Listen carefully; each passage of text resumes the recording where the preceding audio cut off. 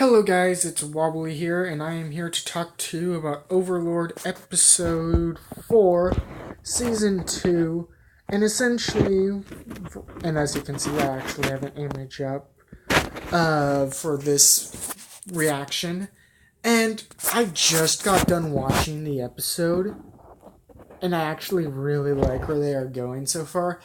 I got to admit, it's kind of odd me actually seeing Ainz as a villain, which they actually have done really well. They've definitely gotten across the aspect that he's really just trying to gain stuff from this right now. And he literally just says, slaughter them all. To Cocytus. And I find it funny because Cocytus is actually sentimental in a way towards the lizardmen in this episode, because he even tells Ainz, can you please not kill them? Which, of course, is odd to everybody, and they find it a little insulting because Cocytus is disobeying direct orders from, well, Ainz. So, he asks for a reason, and basically Cocytus tries saying that they would be better off alive, and more useful alive than if they were turned into undead. I honestly think Cocytus came to this realization after he was beaten by them in combat, because they outsmarted him, they outmaneuvered him, and they didn't actually overpower him. He still had them overpowered, but they still won, which is probably why he decided, hey, we should let these guys live, they might be able to join us. But of course, Ainz doesn't think this is a good enough reason and still thinks he would gain more from them becoming undead and shrugs this off. Luckily, Demiurge comes to Cocytus' rescue and points out we could use them as an experiment, we could implement a form of government into their society and control them and see how it goes. Ainz agrees to this and essentially saves most of the lizardmen.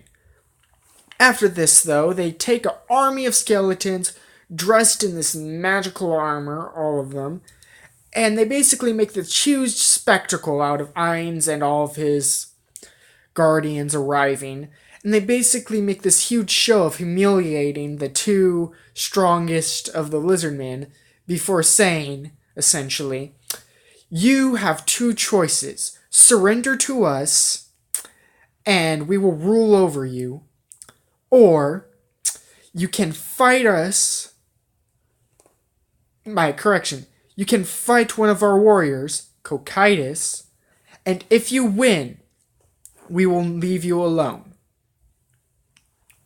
The lizardmen at first say, we surrender, but they do not accept it. They say, think it over. It is obvious at this point that they want the lizardmen to join them, but at the same time, they're testing them, to say the least. They're giving them a choice, fight or flight.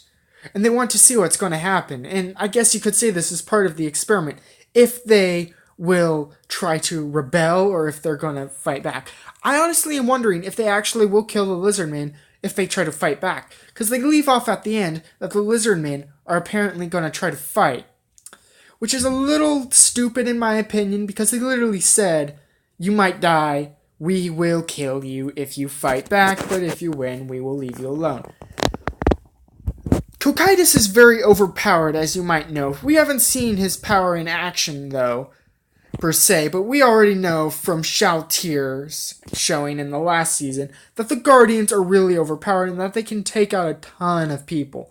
Ainz was barely able to kill Shaltyr, and he's far stronger than all those lizardmen put together. Cocytus, I'm guessing, is actually a little stronger than Shaltyr, which would beg to differ that they might have a harder time fighting him than if they fought anyone else. Well, except for Albedo, of course. She's probably the strongest one there. But anyways, so far it looks nice, and like I said, when I was hoping to happen, seems like it's going to happen. They're going to have an alliance. I'm really happy about this. And I'm also really looking forward to the next episode, because that's the one where they actually will show us what happens. I'm hoping the one guy with a frost sword. I forget his name. They don't say his name too often, though. But the main lizard man, who they mainly refer to sometimes as the Traveler, I hope he doesn't die, because he's really become a lovable character in my opinion. Because we really got a decent amount of character development within these last 4 episodes, which when you look back on it, were all about him. And I would be sad if they killed him off, because he's basically, besides Ainz, a main character. Him and Ainz at this point are 2 main characters. And I would be sad to see him die. I would very much so like to see Ainz and him work something out so that nobody dies, but I find that doubtful that nobody will die. Someone will likely die in the end.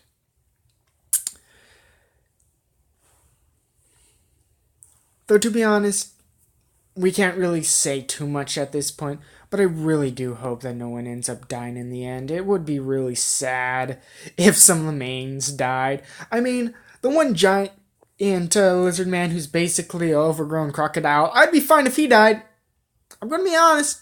I don't mind if he dies, or the guy dressed in bones. He doesn't really matter. Well, that's my personal opinion. Anyways, I'd like to hear what you guys have to say about the episode and Season 2 for Overlord so far. So please leave a comment in the comment sections and or subscribe for more Overlord related news as well as other anime related topics. Well, I will see you all later, and I hope you all have a great day. See ya!